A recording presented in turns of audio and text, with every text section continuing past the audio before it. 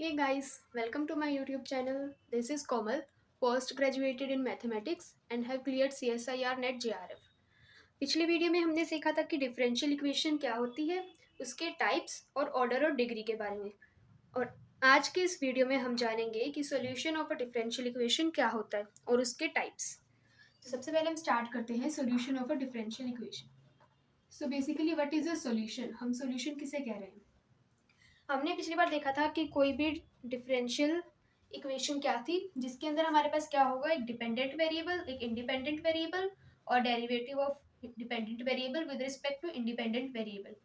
तो उसका सोल्यूशन, उस कोई भी हमारे पास अगर डिफरेंशियल इक्वेशन है तो उसका सोल्यूशन क्या होगा?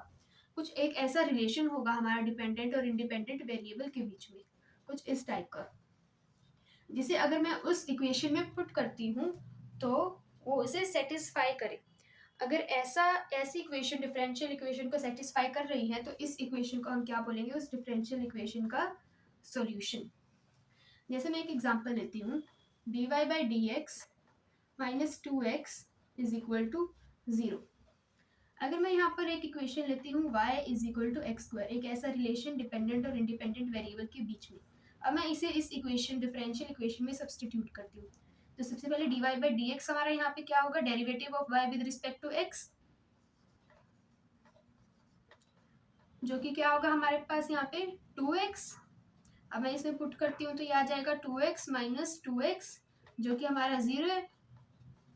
तो हमारी LHS और RHS सेम आ गई, इसका मतलब ये इक्वेशन हमारी इस डिफरेंशियल इक्वेशन को सेटिस्फाई कर रही है। तो y is equal to x square हमारे पास क्या होगा यहाँ पे, इसका सॉल्यूशन। सॉल्यूशन को हम यहाँ पे इंटीग्रल भी बोल सकते हैं। तो सॉल्यूशन के बाद आता है हमारे पास इसके टाइप्स। तो सबसे पहला टाइप होता है हमारे पास इसका जनरल सॉल्यूशन।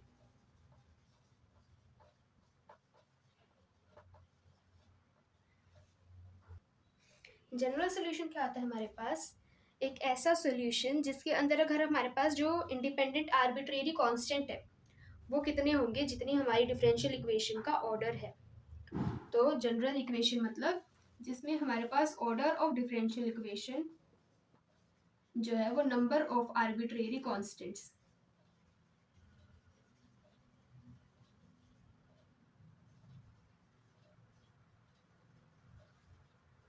इन सॉल्यूशन सेम होगा। मतलब कि अगर हमारे पास सेकंड ऑर्डर का डेरिवेटिव है d two y by d x square, इस टाइप की कोई डिफरेंशियल इक्वेशन है, तो इसके जनरल सोल्यूशन में भी हमारे पास क्या होंगे, दो आर्बिट्रेरी कांस्टेंट होंगे। तो ऐसा सोल्यूशन क्या होगा हमारे पास, जनरल सोल्यूशन, या हम इसको कंप्लीट इंटीग्रल भी बोलते हैं। पर्टिकुलर सोल्यूशन नेक्स्ट हमारा आता है, पर्टिकुलर सोल्यूशन।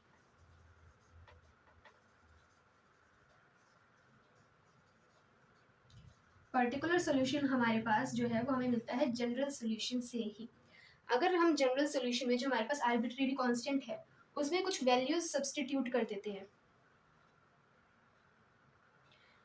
तो वो जो सोल्यूशन बनेगा वो हमारे पास क्या बनेगा, पर्टिकुलर सोल्यूशन। तो पर्टिकुलर सोल्यूशन होगा when we substitute any two are arbitrary constant.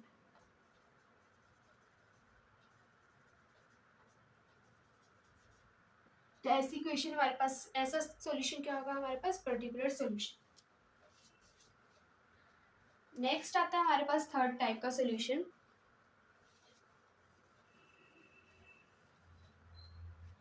That is singular solution.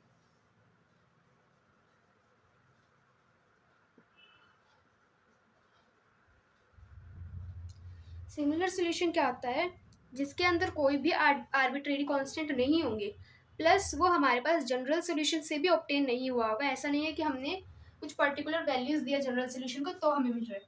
मतलब ये एक डिफरेंट ही इक्वेशन होगी जो हमारे पास डिफरेंशियल इक्वेशन को सेटिस्फाई भी कर रही होगी, प्लस उसमें कोई आर्बिट्रेरी कांस्टेंट भी नहीं होंगे, और प्लस वो जनरल सॉल्यूशन से ऑब्टेन नहीं होनी चाहिए, जैसे कि हमारा पर्टिकुलर सॉल्यूशन हुआ है।